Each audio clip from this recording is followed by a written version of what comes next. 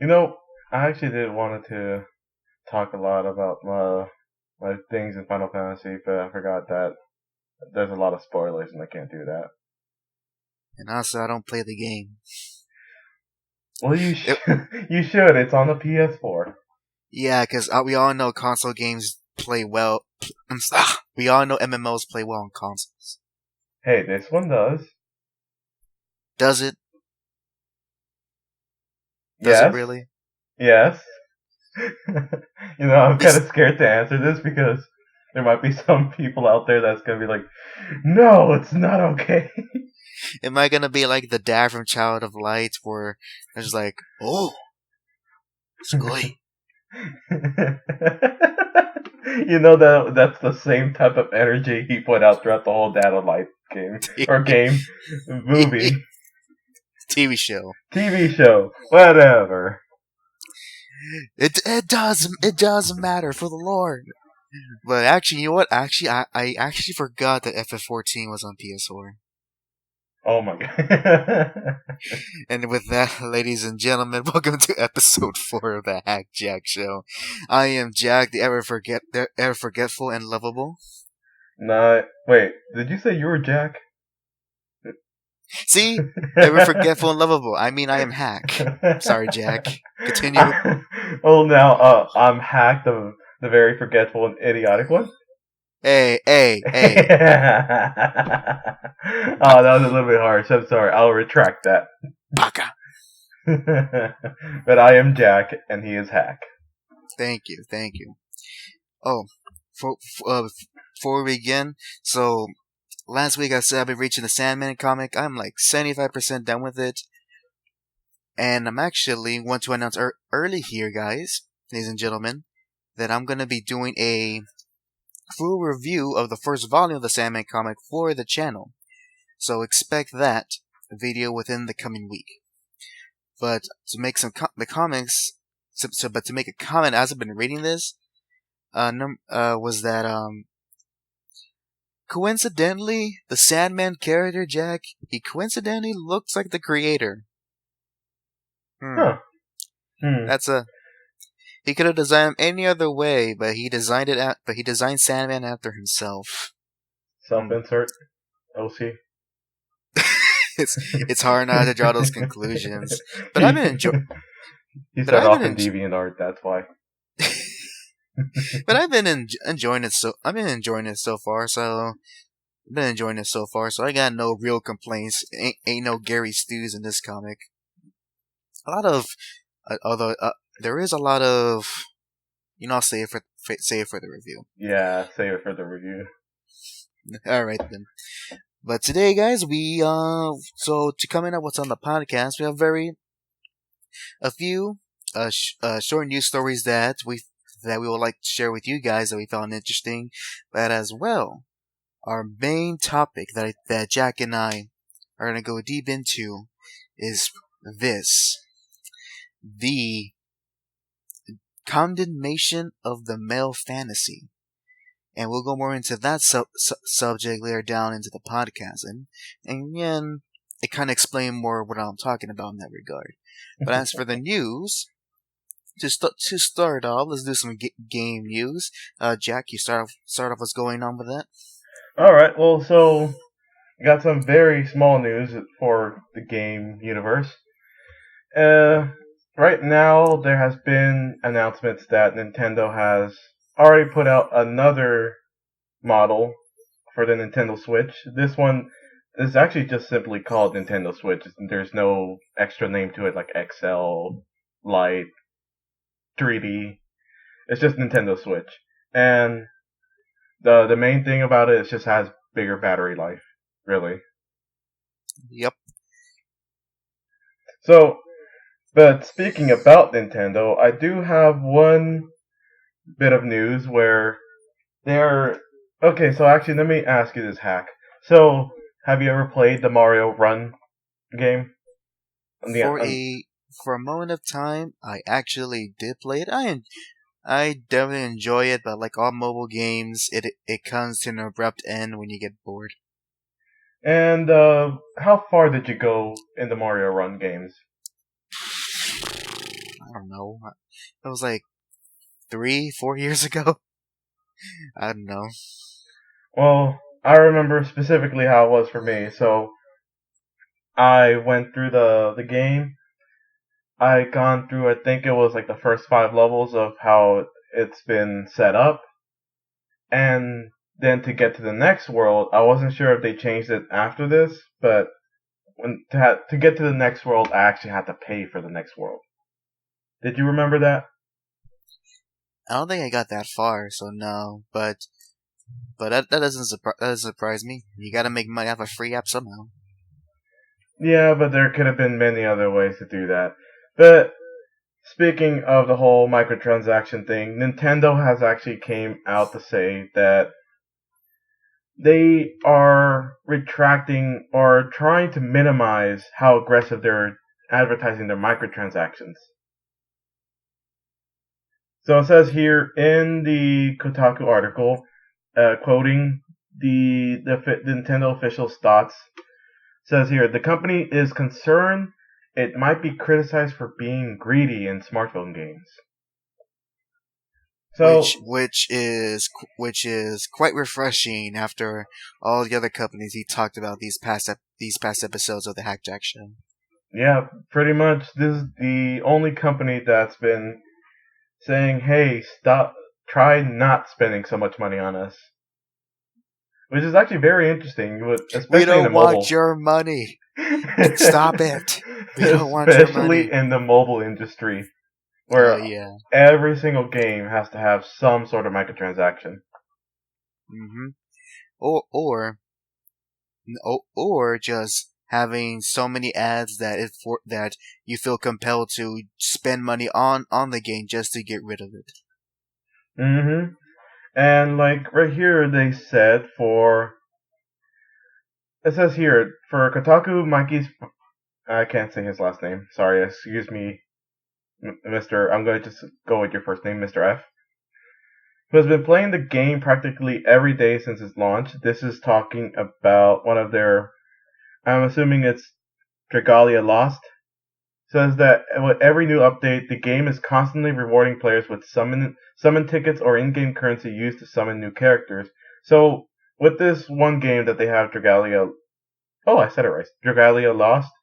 They've, I guess, revamped the way they do the microtransactions so it won't be so aggressive and won't be so pay to win. I know some of these mobile games aren't exactly pay to win in the sense of there's like PvP, but maybe pay to progress in a sense. Nonetheless, it's still good. Still good to hear that Nintendo probably realized, you know what, the mobile market, we're not gaining too much from it, so instead of trying to demand more, demand less. And interesting enough, if you also didn't catch this, Jack, Mm-hmm. was that not only that they are lowering costs for microtransactions, but is not affecting anything else. And how so? Well, think about it like this: they could have easily limited how much you play the game with the shortage of microtransactions. Mm-hmm. So, for example, you know how like a lot of the mobile games have like kind of like your little energy meter, and you spend your energy meter to perform actions. Mm-hmm. And at a certain point, once you run out, you can either wait a certain amount of time to refill, or spend actual money to instantly refill it. What Nintendo could have done is that they cheapened the cross microtransactions, but then they decreased the amount of uh energy that you have to actually play the game. They could have done something like that. That is true. I've actually heard that something similar to that what they were trying to do with the Mario Kart Mobile. Have you ever actually heard much about the Mario Kart Mobile or any news about it? Nah, mostly because I already have Mario Kart. I don't. Why do I want it on a mobile game on my phone? Stop flexing on me. Yeah. Oh yeah. Look at me flex a game of what most people have. you're flexing on me just because I don't have a Nintendo Switch. That's why. You're the one making that assumption. That's all I can say about that. Regardless, that's still pretty cool. Pretty cool, Nintendo, to lower their microtransaction prices and to provide a better experience for their mobile players. So I that's do nice to see. a side comment on that. I do hope that with the Mario Kart, uh, because I heard this one issue they had with the Mario Kart Mobile is that they were gonna have energy meters, the same thing like how you said, where every race costed, I guess, let's say gas, and you have to wait a certain amount. But I think they said people were complaining it was like a ludicrous amount to wait. I don't remember how much. Uh, the article's somewhere, and I might have to look it up. But yeah, I hope they do fix that with the announcements that they're being less aggressive with their microtransactions. With that news story finished, we'll move on to an actual to a study. Now this article comes from TechRaptor.net, and the article is entitled "Sexualized Female Video Game Protagonists Don't Negatively Impact Women's Body Image, study says." So to read their opening paragraph, it states, "A study by psychiatrists on sexualized female video game protagonists has found that it doesn't have an impact on a woman's body satisfaction or aggression towards other women. A group of 4 researchers concluded a study on the topic by surveying female players who had played a Tomb Raider game. Now, continuing on, I will say that one study doesn't necessarily prove that women on the whole don't have any sort of negative response when it comes to a woman's body change in video games. However, it does at least is a good starting point to see how far this study will go. Now, the only thing, unfortunately, that I wish the article, well, I'm sorry, not the article, but the study itself was able to detail is to which Tomb Raider game. Because, I don't know if you noticed this, JAC, but in the modern age, Miss Croft has been kind of more, she's been more, conservative in her attire and her look. Still pretty, yeah. But definitely more conservative in terms of design. Yeah, I've played one of the more somewhat recent Tomb Raiders, and they do look very different from an old Tomb Raider I played from like the Xbox 360. Right. So for me, that important detail would help to see what Tomb Raider game they were playing, because obviously, since her inception till about the mid 2000s, very much Lara Croft had a very highly ideal female body, albeit somewhat unrealistic, and in modern times it has been toned down quite significantly, too much to my own detriment. But nonetheless, that's what has been reported on for the study. Now, to go on to as to what does it entail?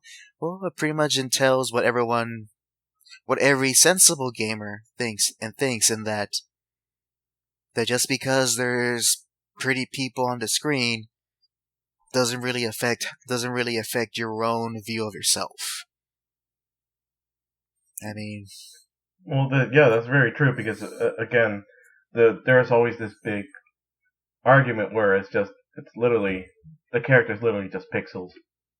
Yeah, but not only that, it also goes into the whole supposed phenomena that because media tends to depict men and women in a very idealized form that is very unhealthy to be. That is very unhealthy to show to people, and it makes them devalue themselves. And as much as that is probably propagated through a lot of feminist and postmodern studies, there are also studies that contradict this idea, such as the one we have shown to you. So, and also, from personal experience, I've never heard of any girl that I know detest the way Laura looks. At worst, they just thought she looks silly, but that's about it. And this is regards to her old design rather than her new design. Wait, how old are we talking about here? I'm sorry? How old are we talking about here?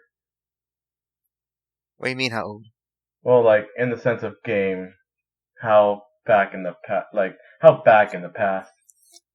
Let's see. Probably since the early PS2 days, maybe PS1 days.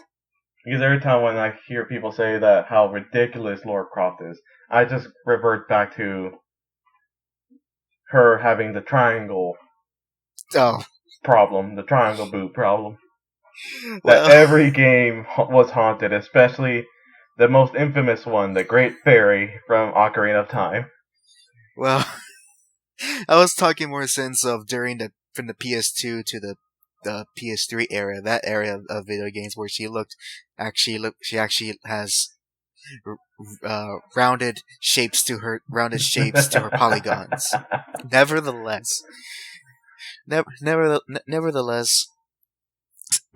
I'm glad that the results appear as they are, just to show that that as we kind of always been stated these past few episodes, that having that type of design to characters, both male or female, ultimately does not affect the viewer or the player or the consumer. It's just It's just another fun way to to play or to watch. That's really it. Anything to dive more deep into that, you're then just trying to pretty much fool yourself into thinking about your own insecurities. That's pretty much what I gotta say on that subject. This kind of reminds me how there was this one this one little message thing, this meme I saw where the guy just said in a Facebook status, "fat tire," and this random woman in his Facebook friends, I guess, goes onto the status and comments, like, and pretty much like very offended, says that, "Oh, how come you're calling me fat? And like, how do you know this was addressed to you?" Well, obviously this was addressed to me. Like, no, this was over a company that the tire brand is literally called Fat Tire.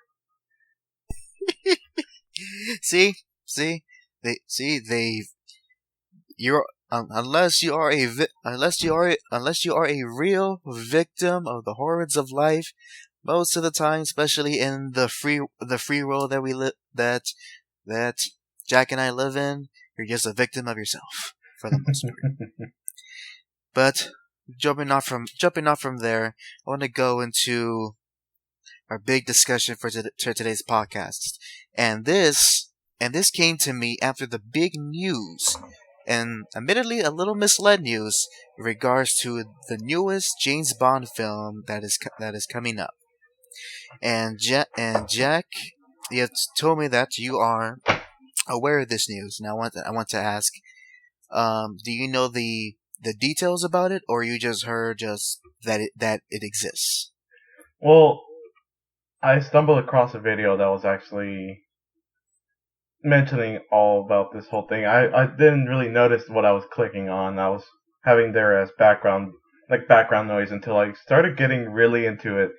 And I'm assuming you're talking about how, if I was correct on hearing the video, James Bond is now being paired up with an independent, strong black woman, right? I mean, you're not wrong. So so the headlines a lot of these news stories are going is saying that 007 is now a black woman. Well, that is true, but it's misleading in that within going further details of the actual news regarding the film is that in this film James Bond has retired, so he has given up his 00 license and is therefore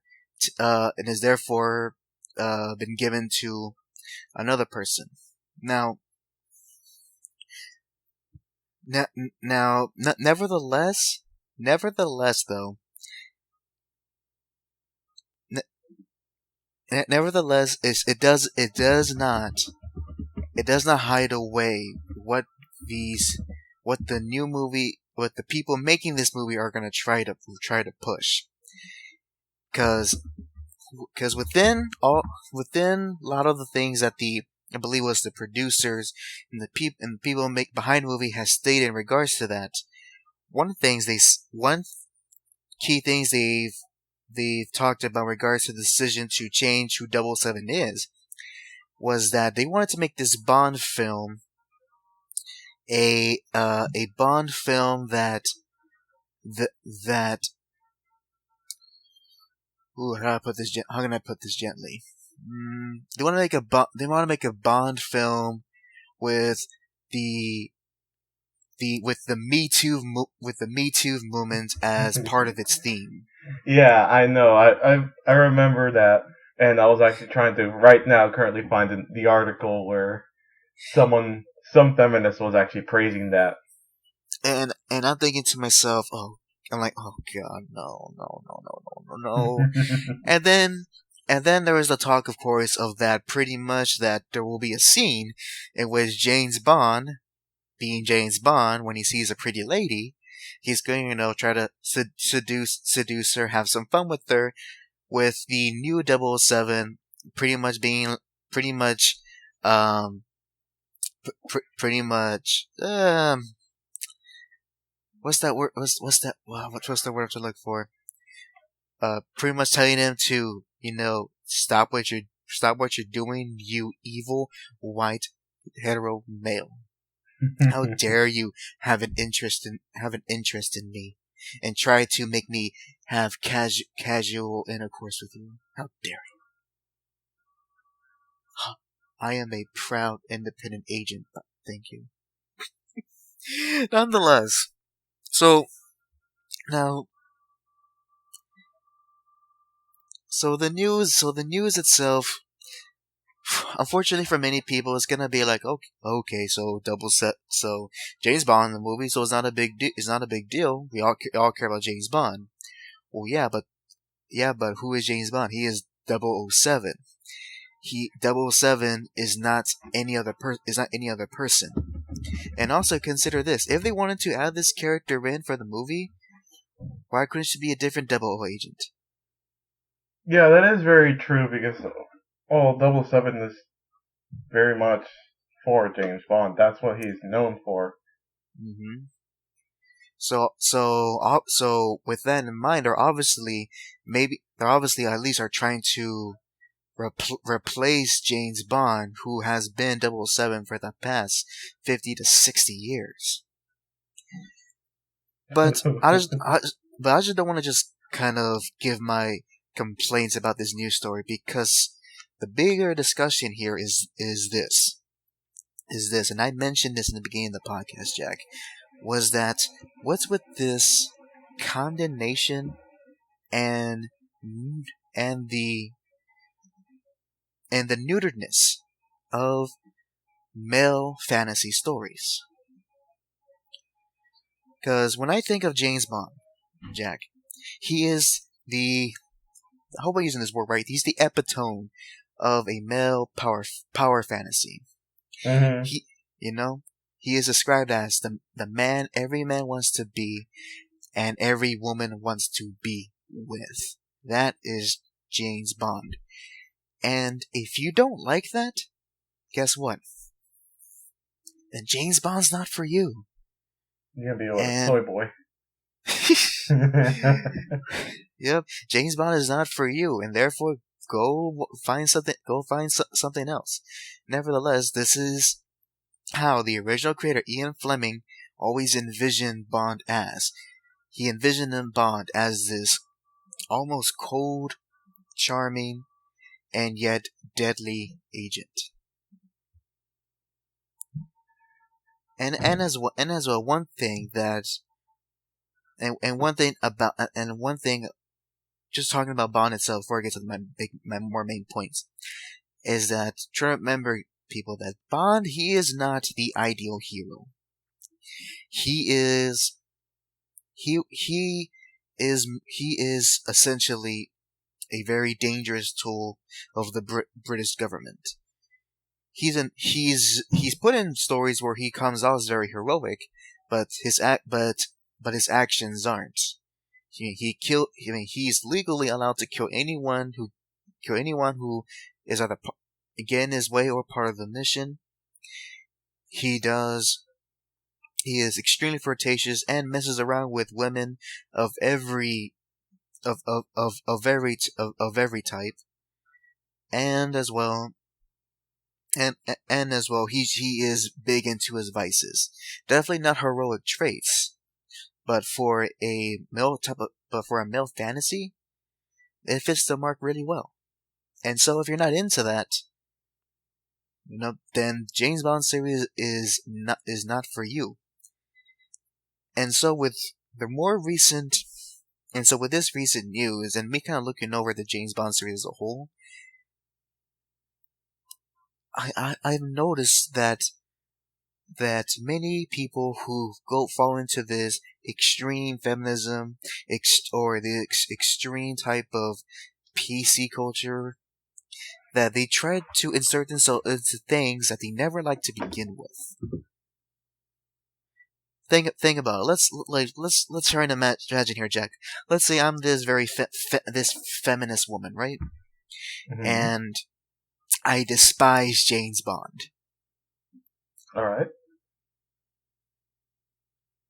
So then the thoughts here is this: if I despise him as this person who I am, would I attempt to be involved with anything in regards to James Bond?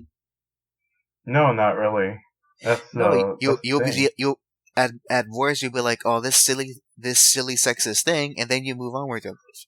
I feel like that's when most feminists kind of feel towards Bond. At least the more critical of feminists. But it's a thing that exists. They don't like it, but it doesn't affect their lives. However, but for the extremists and for the people who want to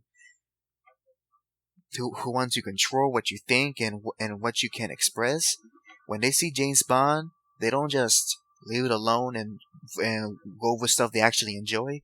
They see it and they're like, we're gonna infiltrate it, pretend like they like this stuff, and then change it from the inside to suit how we like it, and then never be satisfied with all the changes, and then leave to then destroy another thing people like. Yeah, and that's the thing that a lot of these companies, they'll be too scared of, or the what was the word? The politically correct people, and they'll just bend over and do whatever they say, and eventually, after that's all done, the politically correct people are like, okay, that you're good now.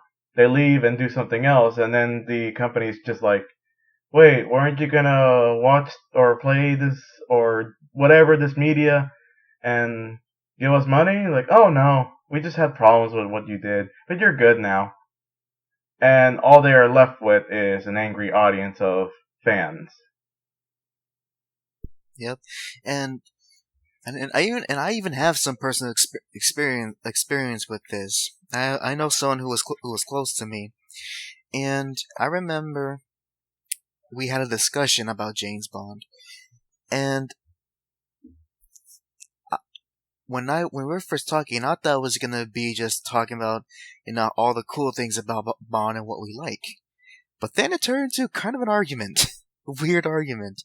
Less a discussion, more of an argument. Because then she replies like, "Oh yeah, I like this." Oh, it's like, "Oh yeah, I like these Bond movies, but I don't really like James Bond." I'm like, "Oh, okay, wait, hold on." I'm like, "Okay, hold on." And so we had this conversation of like of me trying to kind of pick at her a bit and be like, "Okay, so you like James Bond in these movies, but you don't really like the series or the way he's portrayed, especially in the older ones." She goes, "Yeah, but that's who James Bond is." And then the conclusion I came to from that conversation was that she only likes James Bond if it's performed by these two specific actors, Daniel Craig, a current Bond, and Pierce Brosnan, the previous one. If it's not portrayed by those two, she doesn't really care about James Bond. I think I know who you're talking about, but and I try to bath and then I try to tell her, then I try to tell her, well, if you, it's like, well then, and I thought, like, okay, I guess you're just more fan of these movies, but there's still cool things about the older ones. So I think I'll talk to her, try to show, trying to show of how good it is, how good it is overall, and some sort of that just be fanboyish and fangirls about it. But no, she really dislikes the older Bond stuff. The Sean Connery stuff, the Roger Moore stuff, and I'm like, it could be maybe she just likes modern Bond, which coincidentally is a much more softer and more kind of dramatic Bond movies. Which, I mean, I'm just saying, there's a correlation that the woman liked James Bond more when there was more drama in it. Just saying. Not drawing any conclusions. Eventually, I had to stop talking about it because they were going in circles, and I'm like, okay, I get you. And after that, I pretty much never talk about James Bond with her ever again. That was not an argument I wanted to have. Like among other things. Yeah. But going back on topic. Back on topic of the whole male fantasy thing. What I was trying to jump off to before I got into my little tangent with a little story there, was that it is very strange how many of these types of people, these NPCs, SJWs, whatever the term is nowadays, I like to call them just extreme leftists, that they like to go into these male-dominated interests and pretty much then tell the men that you should feel bad for liking these things. You should feel bad for playing these type of games or watching these type of movies or reading these type of stories. And I think to myself, what's the end game in that? What's the point of making 007 a black woman? What's the goal in it? What's the goal in trying to take off the testosterone and take off any testosterone and male-oriented activities or male-oriented stories? You ever thought of that, Jack? Kind of like, what's the point of that? And what's the end game? So, okay, here's gonna be a little bit of rambling because, very, very quickly. So, I really don't see how adding in a token character, because this is literally just adding in a token character. I don't care what people say. Having a black female B007 is just being a token character because she's just there being like, hey, I'm black. I'm an independent, strong woman. When there could have been other angles. But anyways, there was one small thing I was going to ramble on is that in a sense, a job of a spy is to infiltrate, right? That's correct. So or at least to hide in plain sight. Yeah. So eventually, there has been cases where people that supposedly claim that they have been close to the departments where there's like in spy agencies that they said that a lot of their agents do have to tend to seduce a person or things like that. And a lot of Bond movies, I do remember him kind of like seducing a woman just to get some sort of information sometimes. This could be me being a little bit foggy on the whole movies because I haven't watched them in a while. But do you really? Well, my question is that are the feminists going to have a problem with this black female seducing a man for information, or will they think of this as empowerment? I think if they'd probably rather see it that she's seducing a woman, because then she's gay. But then again, like, what are the odds that the person you're trying to get information out of is gay? They're very low odds in reality. Well, a line in the movie. Bet you it's gonna be like this. You'll be gay when I'm done with you. Oh god. Actually, not to get you on the rambling, but you know what's one moment I love? This is from the third Bond movie, Goldfinger. Is that I don't know if you're aware of this. So there's a character named. I want to say her name, but I don't know. Forget it. We're not gaining money. We're not gaining money, and I can say her name. So there's this character named Pussy Galore. That's her name.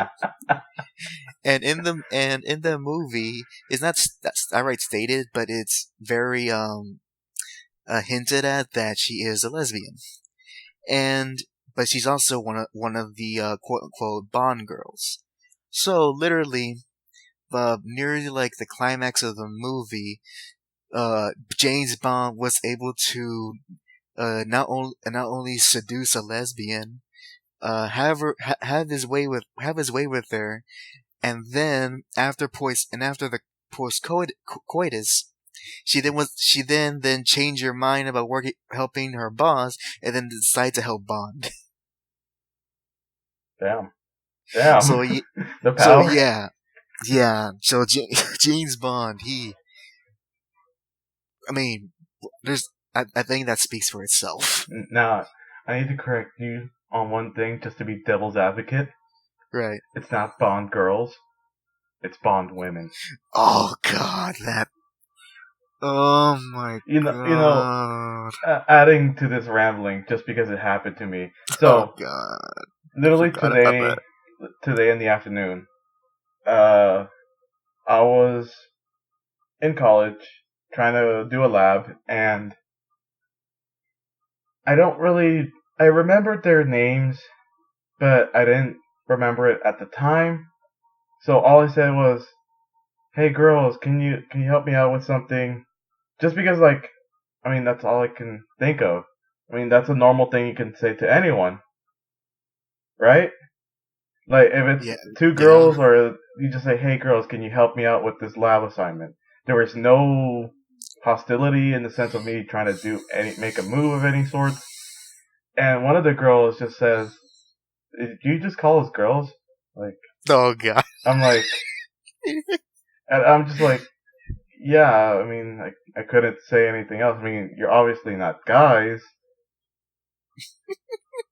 And the other, one of my lab partner was saying, he kind of stopped there, kind of looking at me and looked at her confused, and was like, "Ladies," and just said, "Ladies, how about ladies?" And yeah, ladies. And I'm like, they literally had a problem with me saying girls, I mean, that's kind of well, and it's not even like the. It was only one of them that had a problem. The other one was kind of wondering why this whole thing was happening. So she was a sensible one. Yes, because Man. she knows I have no bad intentions. I literally just wanted to ask one single question. That was one question too many. Too many, And boy. at the same time, I feel like that one girl is very self conscious about her age. I guess she doesn't want to be portrayed as young because another one of my lab partners literally said, "Oh, so did you graduate from high school?" And she just gave her this like very ugly look of like, "No." So I guess she has some weird little complex about her age. I don't know. I would have literally taken that as a compliment, but I whatever. was. I will say this though. Um, I will say this. I will say this, though, guys. Hmm. You have to earn. Remember back in the day, if you to be called a lady or a lord was a title you had to earn, or was given to you by family. Yeah. So, and is a sign of respect, of high respect, not modicum respect, high respect. So, in that case, in that scenario, if I was there, I would not call them ladies because they are not acting late. At least that person, that girl, wasn't acting ladylike. So I would not call her a lady. Yeah. And I don't know how, but that actually made my blood boil a little bit. And I was just like, yeah, I'm not gonna talk to her anymore. Right? Like in my head, I'm like, I'm not gonna talk to her much anymore. At that moment, Twitter, the, the world of Twitter crept into the real world. I'm like, oh god, no, please. Like as soon But as just looking at that whole Bond girls are now referred to Bond women is giving me flashbacks to that moment. well, at least now we have a real world example. But going back to the discussion again, as I was saying, what's the end game for people like this? Why do they want to change it so much? And this other night question, why? Is it simply to destroy? Do they want to destroy all the things that our Western culture has given to us these past century? Do they sincerely believe that making these changes to long established franchises or series is gonna make real change in the real world? I mean, I would like to meet someone who would think that making double O seven a black woman is suddenly gonna help race relations or improve them. I would sincerely like to meet someone who would believe that, and just trying to pick in their head of how that is gonna correlate to a more united world, because well, they're just movies. They're just entertainment, there to entertain you for a short period of time. They're not trying to spread any messages, especially in James Bond movies. They're just there to give you the action, the fantasy, the testosterone fantasies, and end it all with with a happy ending for the most part. And like with this whole thing about like as you were saying that in the James Bond movies they don't really have much of a message. It's like they're trying to put some sort of message about hashtag me too and all that stuff, but like imagine this. Imagine in Nightmare on Elm Street, Freddy Krueger has to live in the world of the Me Too movement. Like, why would you need to put in that certain? Why would you need to put in a message where it shouldn't be? Like as you were saying. Yeah, and also like I'm just imagining right now that's if they made a new Iron L Street and the Me Too movement was a thing in it. I'd be like, unless they're making fun of it because Freddy is that type of character who will make fun of a lot of things. What is Freddy gonna be from child killer to a uh to a sex offender? I mean, it's ooh. So you made the so you just so you, so pretty much you just made the bad guy still a bad guy just with a different crime. Yes. Yeah, but also kind of wanna but want to move along. So wanted to move along with the discussion that actually want to ask Jack Mm-hmm. that I want to do some positive here and kind of think, is there any, regardless of quality, so it can be some high piece of fine art or it can be just garbage fluff that just makes you feel good, could be could be like snack food, is there any kind of male power fantasies that you enjoy watching or playing or reading that you have enjoyed so far in your life? And Uh, and I want and something that's unabashedly the male fantasy, unabashedly. lately for me, even though I keep putting it off, but I still want to keep watching it. JoJo. You've been watching. Hold on, hold on, I've hold on, I've hold only on. been watching.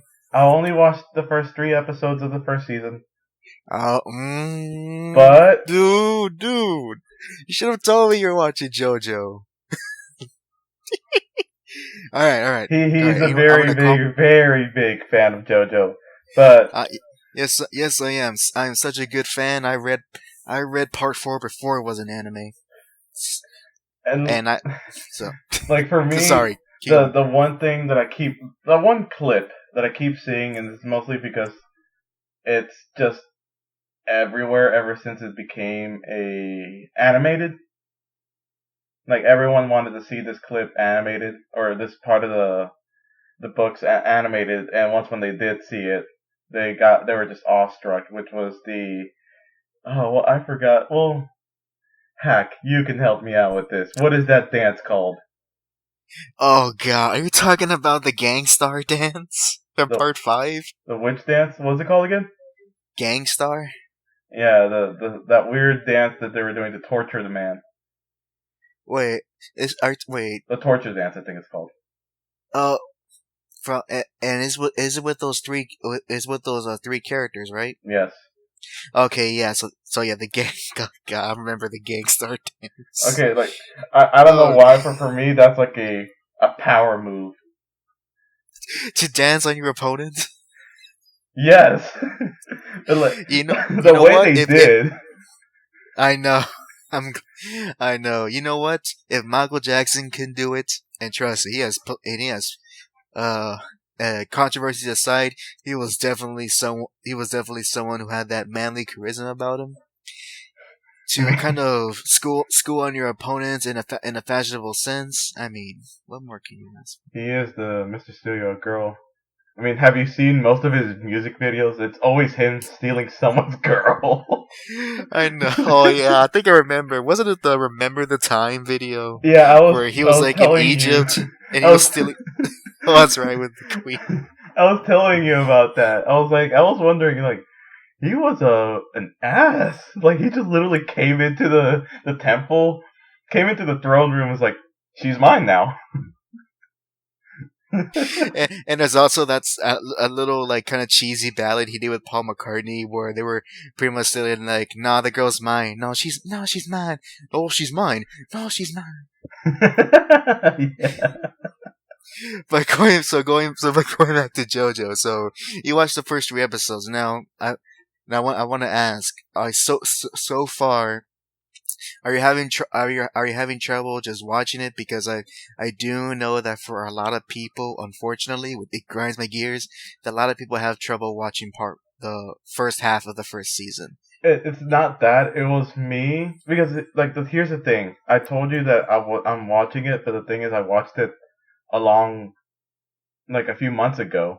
The problem was for me was finding a good place to see it, and lo and behold, I saw that Netflix actually has Part 1, if I'm correct. Because I saw it in my feed. Okay. Okay. The only reason I asked that because I don't know how many people I find just kind of bash on the first part of JoJo, and for me, ladies and gentlemen, I'm stating here right now, HAC's favorite JoJo is Jonathan Joestar. All right, it is Jonathan Joestar, the first JoJo. You can have Joseph's silliness. You can have Josuke's kind of Clint Eastwood attitude about him, but for me, Jonathan Joestar, the first JoJo, he is my favorite JoJo and is my favorite part of the JoJo anime and manga. So yeah, I'm seeing it right here. I'm looking in my Netflix, and it's actually the first season is on Netflix. So for me now, it's gonna be a lot easier to watch it because the place I was watching it was one of those websites where they have like a giant list of anime like seasons and stuff that comes along with the pop-ups, antiviruses, or like the viruses and all that stuff. Oh yeah, yep.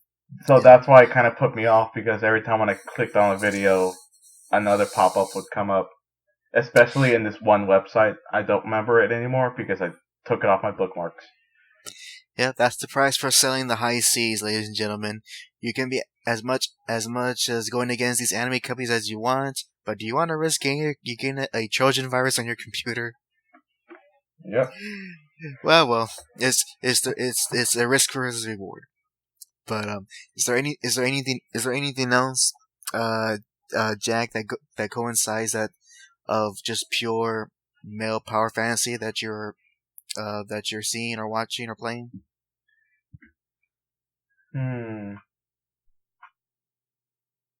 For now, nothing else comes to mind. Well then, though I'm gonna reject because I can already name off two things on the top of my head. So, Jack, I'm gonna ask you this: what is an anime show that not only that I constantly that you always see me constantly reference to that fits in with our conversation? Well, first of all, it's JoJo. Second of all, there's also the Fist of the North Star. Recently, that's been one. Exactly, Fist of the frickin' North Star. I gotta contain myself. I don't want to get too hype on the podcast. But for the two of you who never seen Fist of the North Star, do yourself a favor. The two of you. Yeah. For the two viewers out there in the back. Yeah. Go watch Fist of the North Star. If you don't want to commit to an anime series, watch the anime movie. It's a good primer into this series. It pretty much retells the story in a short, condensed fashion that makes sense. Fist of the North Star, to me, it takes so many things. It takes so many things and creates something unique. You know, you got a setting where it makes sense for the type of characters they have in. You got the almost everyone looking like super muscular, even if they're supposed to be like these people haven't eaten for days. Yet everyone's got like 2 pound, like have muscles the size of their heads. You know, that's what I asked you throughout the whole time you were playing that Fist of the North Star game. How come they were so muscular in such a decrepit world where there's little food? And as well, almost all of the women in the show, not only of course they're very beautiful, but they're almost as tall as the men. It's like Amazonian women everywhere. Those are the only ones that survived. Pretty much. But going more just the designs, also just the action in of itself. Jack, you've seen the action of Fist of the North Star. Oh, There's yeah. a reason why there's a big meme around it. Yep. Oh my god, I gotta say that those action scenes were pretty cool.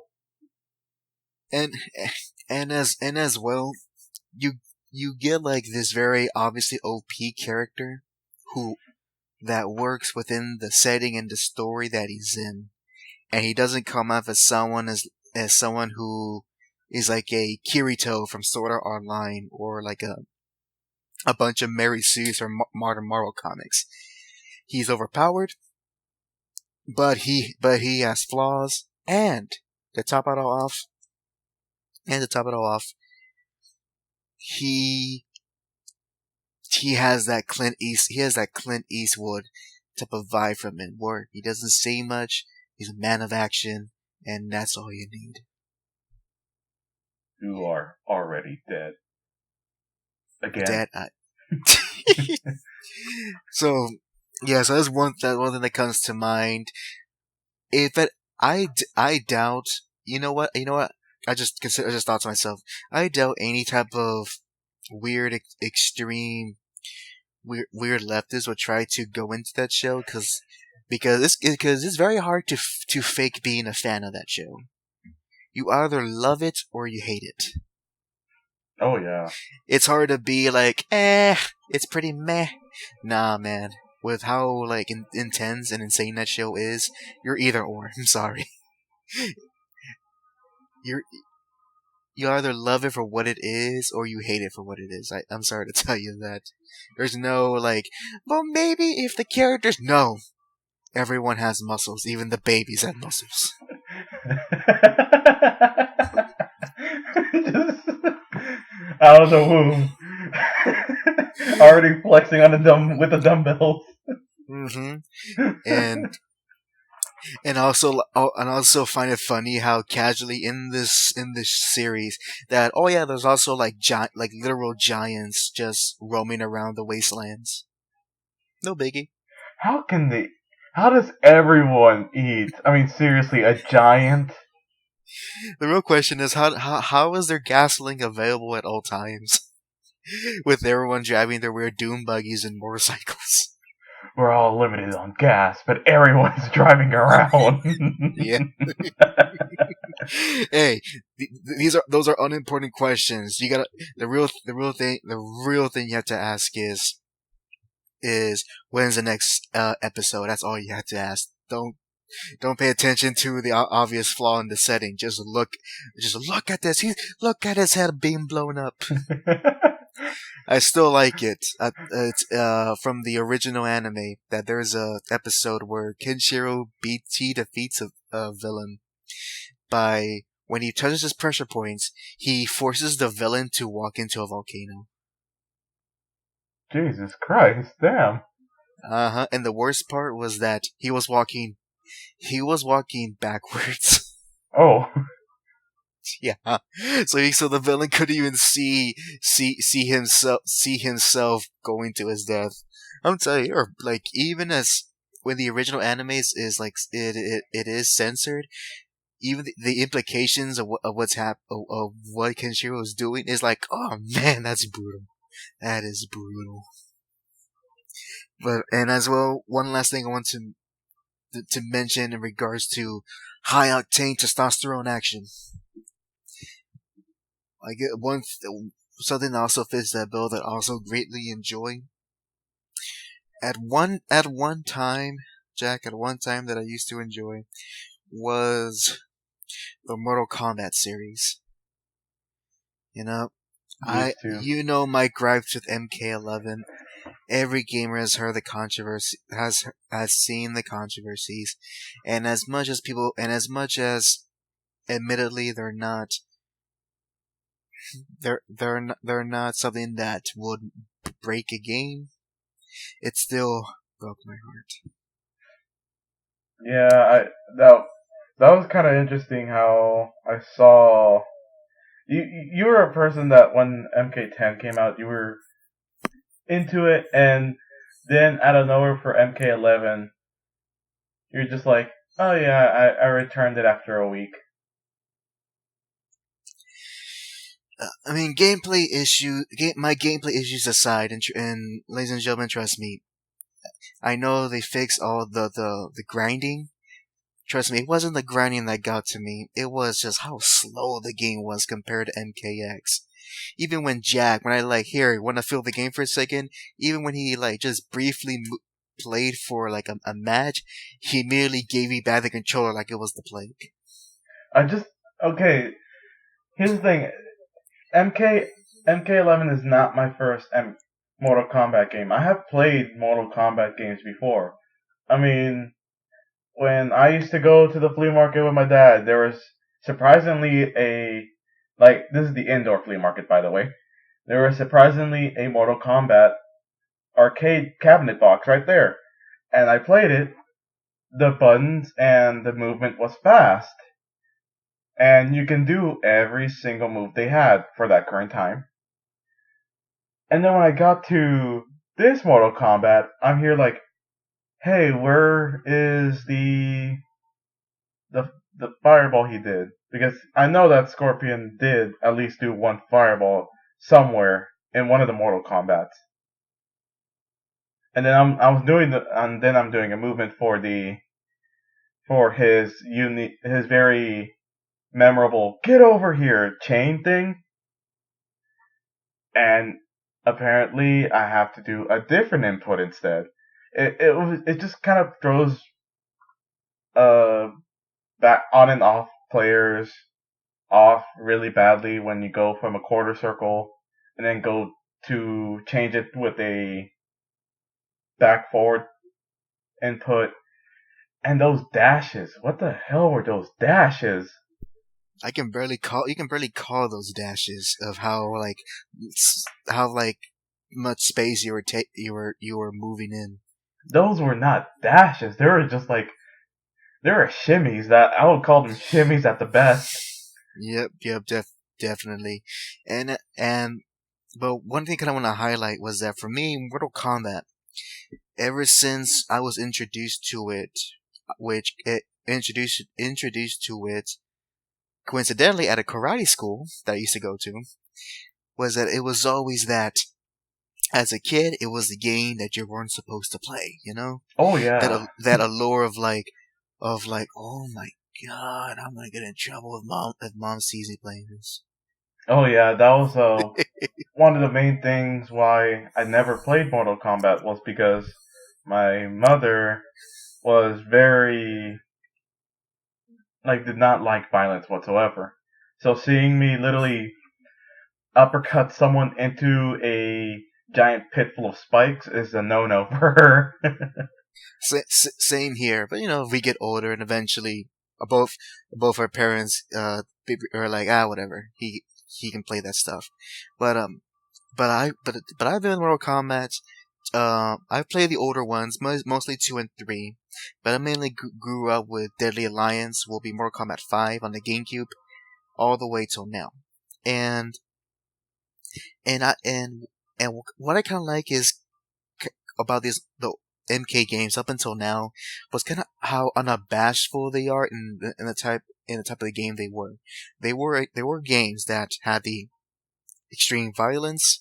They had the absurd characters, but at the same time cool looking, and as well they had and as well it was like a spectacle to look at. And with MK11, besides the violence, all the two other things I mentioned was just died down tremendously.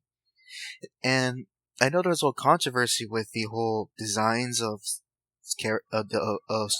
female characters compared to male characters, but not even going to that.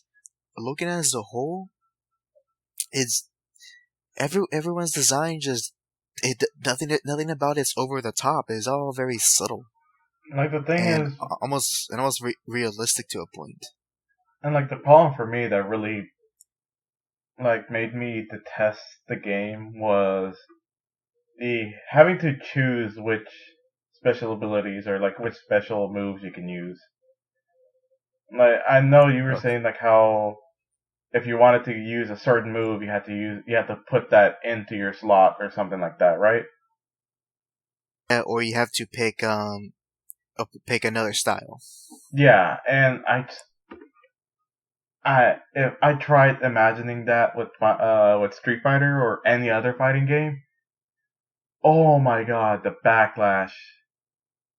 The like, I'm surprised that there wasn't much from like the news. I was surprised that I didn't hear any backlash over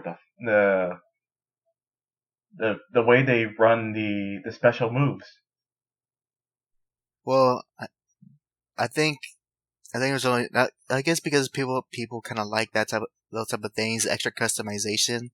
But I think you'll agree with this. But it's like unneeded customization because then it becomes a game of just pretty much picking whatever is the better special moves and just using those for your character rather than really experimenting. Yeah, that really cuts off a lot of like the combo potential for these things. Especially if certain special moves are like much better than others. One Mhm. clear example that I have was that one of the new characters in the game, Cetrion, the Mother Nature character, Mhm. she has a move in which that move that she pretty much does sends a mini tornado at you, and I tried a variation where she had that. It was useless. Literally it had the same sort of function of the rock of her rock throwing move. And as well, I really couldn't combo off of it to other things. So I'm like, what's the point of the tornado move? That's a waste of a slot. So then you get into situations like that where like, okay, then if this move is useless, then I'll just never use that move at all. And in my custom variations. Oh, and speaking of customizing, the costumes are downright disappointing. All they are, all they are is just you get 4 unique skins and like 10 color variants for each. That Uh, sucks. That does and suck. and you have to grind for that. Like you're grinding for skins to costumes that are pretty meh. And like that's not something new, but I'm assuming the way they did it was very bad, right? Yeah, Be- because to get the skins, you had to either go to the crypt, which is his own thing, or you had to do the tower challenges. oh, like specific challenges or just like beat the tower? Specific challenges. Has to Oh, be the online towers. because like here was the thing. I remember Street Fighter 4 did this a lot. I mean, a lot of the Street Fighters do it, where you you play the game and then you find out that you have to unlock color palettes throughout the game. Like, I mean, and the thing was, it wasn't that bad because the way you unlock the color palettes were literally just by playing the game. Or to be more specific, you just play arcade mode, and you put the difficulty higher to get the other colors. Yeah, but I have also, if I remember, I've seen some color palettes come out when I was playing online. Win or lose. There's that too. So yeah, in Street Fighter 4 regards, you get the color skins by casually playing the game. MK11, you gotta do specific tower challenges. You have to grind. You have to do a bunch of grinding and spending currency in the crypt on specific chests that may randomly give you a skin you may or may not looking for. Hmm. So yeah, and also almost everyone in MK11 they just look ugly. I'm sorry, I don't care. It's very weird how from Injustice to an MK11 how kind of like the faces just went in a weird direction. Because in Injustice 2, everyone's faces looked fine. It was fine. But then MK11, everyone's faces just look weird. They just look weird, man. I'm assuming it. Especially, I'm assuming it went espe- to that weird, like, uncanny valley. I guess so, because off the top of my head, Sonya had a weird face. Scorpion had a weird face. Um, Sub-Zero lost his manly beard. Like in MK11, it was this full-on, big, old, nice trim bush. And then MK11, it looks like a beard, like a 20-year-old would have, even though he's like in his 40s. Jax, oh my god, I hate how they redesigned Jax. Because Jax went from pretty much this. He pretty much from tough looking military guy with the proper haircut and the strong chin to freaking childish Gambino. this, this is America. And look, I don't care if it made sense of the story that why Jax looked like that. They could have designed him. They could have not make him look like childish Gambino. Friggin', I don't want. What's his real name? I don't. I don't want. I forget his first name. But I don't want a Gloverized version of like the Guile of Mortal Kombat. Like, just imagine this, Jack. Imagine if Guile went from looking how he is now to him resembling the new Spider-Man, Tom Holland. Oh god. Yeah. And this ain't no Street Fighter Alpha game. It's like Street Fighter 6 or something. Ain't no prequel. Well, the good thing is, on the PC at least, you can mod it. It still doesn't change the fact. It doesn't. Still doesn't change it. Just like Ken's face. Oh god. It's Ken's face is so weird on Street Fighter 5. That's correction. mild. It's weird in the select screen. It's okay everywhere else. True, but like that smile. I know. I know. But I want to get back on track. I don't want to go into this whole rant on MK11. But prior to that, MK was one of those things I enjoyed for how unabashedly, actually, like, pretty, like, anti-PC it was, with the violence, the ludicrous designs on every character. And I find it weird how, like, it was celebrated when those games came out, but then all of a sudden, people are going like, now those are just silly.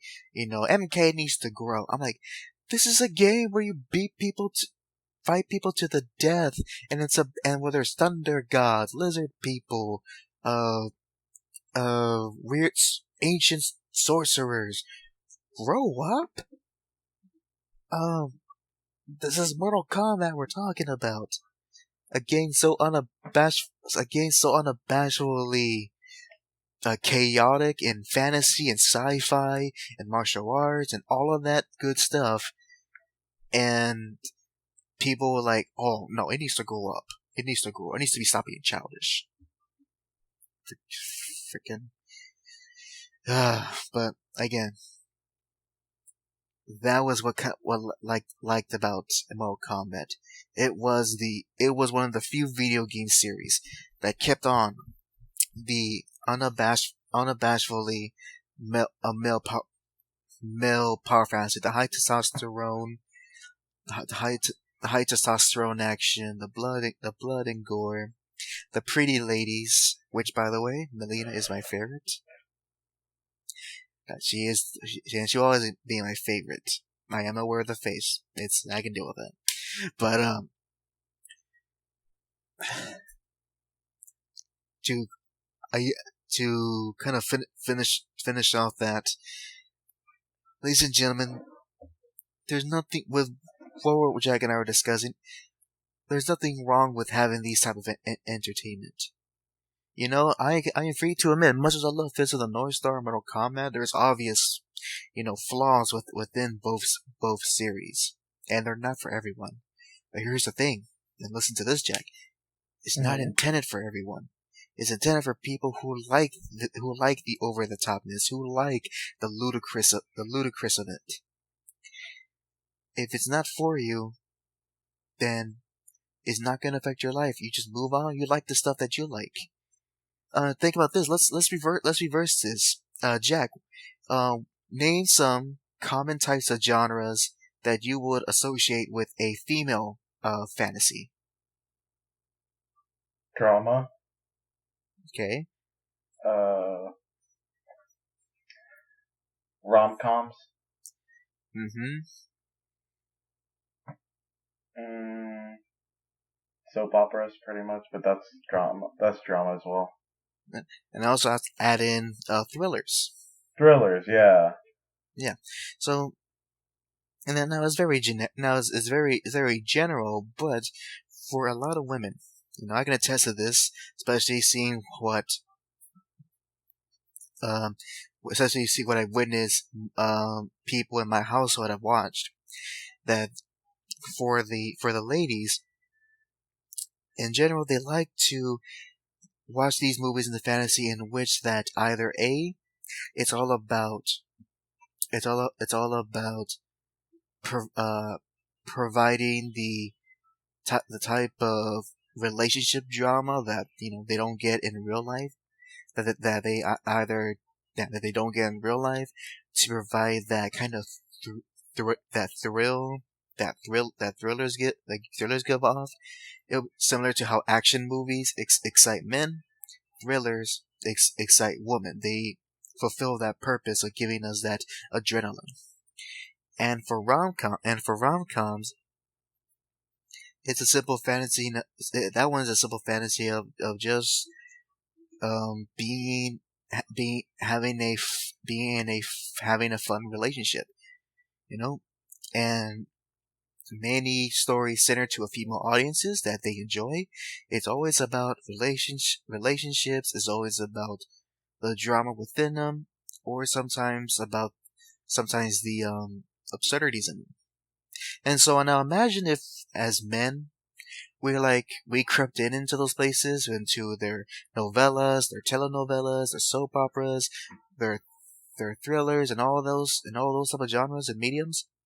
Imagine men go in and then we're like, okay, yeah, you can have that, but you gotta include a car chase scene in this rom com,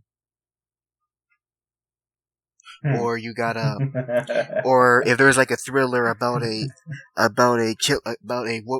woman killer, you gotta be like, you can have that, but there's gotta be the no nonsense cop who's gonna shoots at the criminal and will do anything he can to bring him down. That type of trope. They'll kind of lose the thrill of it, because then it's all focused on the action of the hero trying to get the bad guy, rather than the heroine trying to overcome the bad guy. You see what I'm getting here, Jack? I'm still stuck on the car chase. Okay, but you see what I'm getting here. If Pretty men were much. to do that, I guarantee you there will be articles and there'll be articles and videos up the wall of like how men are evading fiction made for women. I guarantee you that. But when it's the other way around, it's not a problem. It's not a problem.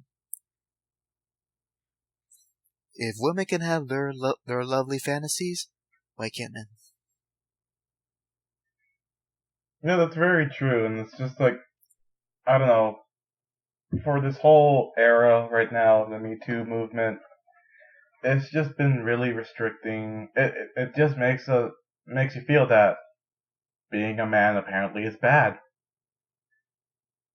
Yeah, and as well, sometimes on YouTube you often get trailers for like upcoming movies, and sometimes I would see a trailer for a movie that I kid you not, where the only thing special about it is that the cast is women.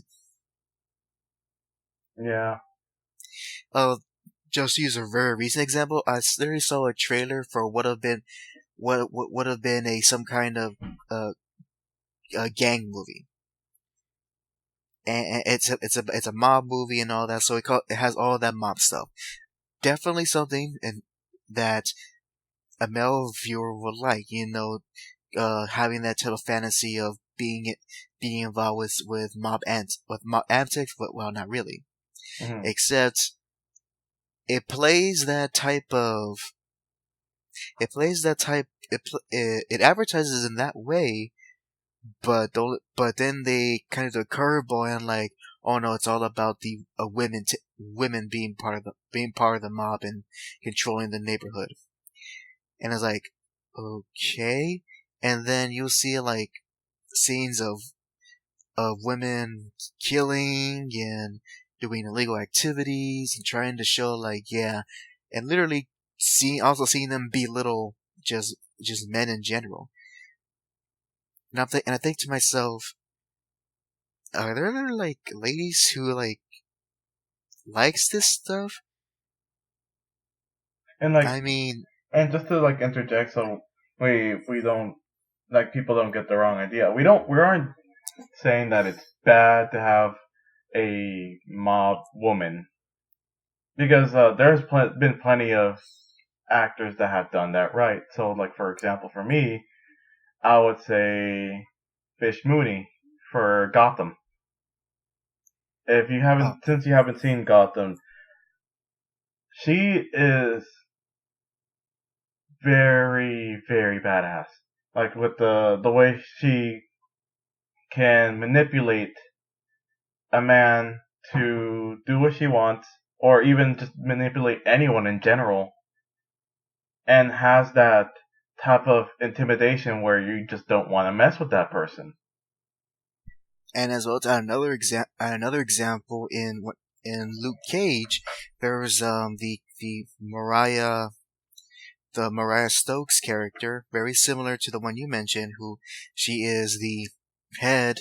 She's the head of a gang in Harlem, and in the show, she she's a very she in throughout the two seasons, she was probably one of the better things about the Luke Cage show, which I'm quite disappointed in because most of her things are like more interesting than the actual hero himself. And she's showing someone who's like flawed, vulnerable, but also someone like who is unpredictable, intimidating, and as well by the end of season two is someone who's ready to risk it all. So I definitely want so I def so I definitely want to say that the idea of it itself is not bad. But to what I was the example I was trying to give in because I forgot the name of the movie that was advertised. It was the way that was advertised. I didn't see a movie where it showed like these pretty much evil women trying to show something in regards to that of how criminality has affected them. It was advertised in a way that it was a show that of of these of these women characters belittling and taking down these higher men characters. And so, but then again, maybe the movie would be good, and it'll show like how really flawed these female characters are. But from just the advertisement alone, it did not make me want to see the movie. And it makes me ask myself, who is this movie for? Just like, just like we're gonna ask ourselves for the new James Bond.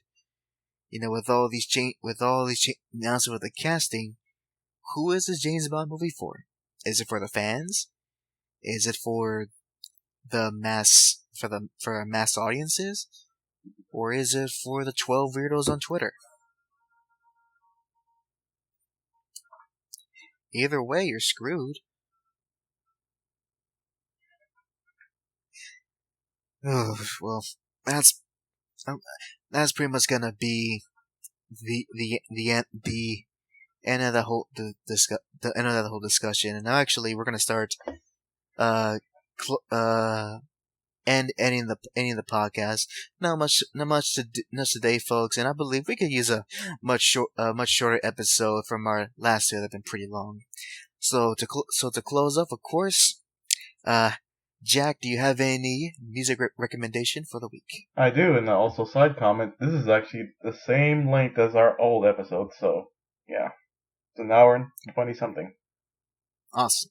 But the music for today, first of all, I can't say the whole album name because it's literally like covered up some of it. Because that's how long the album name is. So alright then, you can just tell us the track and the artist. Yeah, so this is by Trevor something. Literally, that's how it is. Trevor something. And the song name is called Procreation. It's a pretty nice song. You should really also pay attention to the lyrics because it's pretty much telling either his life or some person's life that he's just singing it through. The song itself is kind of rap, and it's like a soft rap, so for those that actually want to listen to a little bit more rap, I do have maybe for next week some more hardcore rap, but that's going to be something I'm going to be debating on. But yep, that's my music recommendation for today. Trevor something, awesome. Procreation. Awesome. And tell us, Jack, what are you gonna be playing or watching to our next recording of the podcast? So lately, I've been playing a little bit more Minecraft. I'm hoping to finish up the 3-man base that me and my friends are doing. I'm also trying to see if I can hopefully beat one of the extreme fights for Final Fantasy XIV. And finally, I want to try to go back into playing my rhythm games of Osu. Awesome. And as for me, ladies and gentlemen, as for HAC, of course, I've mentioned, as I stated in the beginning, I'll repeat it again, that the Sandman comic that I've been reading, that I'm gonna do a proper review on the HackJack Show YouTube channel, and you'll find my full thoughts on the very first volume of the book, and that will arrive, and that video will arrive before the next the next episode, which will be episode 5 of the podcast. So it will arrive on the channel before the Saturday after next of this recording. Next, as far as we playing, again, so going through Fist of the North Star, and I'm hopefully when I get my new stash of books, hopefully I can find the second volume to Aquaman. Because I did mention that I read the first volume, so hopefully when I return it, I can find the second one and see how that goes. Because I enjoyed the first one quite a bit. And as far as anything new I'm going to watch or read or play, nope. I guess it's gonna be so nothing new on that regard. With that said, ladies and gentlemen, I am HAC, he's Jack, and we bid you a good day, a good night, and most importantly, a goodbye to this episode of the HackJack Show. Now, just remember, if you like the episode, please leave a like down there in the comments, and also whatever issues you might find with our show, maybe give us some advice, some criticism, put it down there in the comments. Subscribe if you like our content. Ring that notification bell to see when we put out a new video. And with that said, goodbye, everybody. Goodbye. You know, it's Ken's eyebrows that really bother me.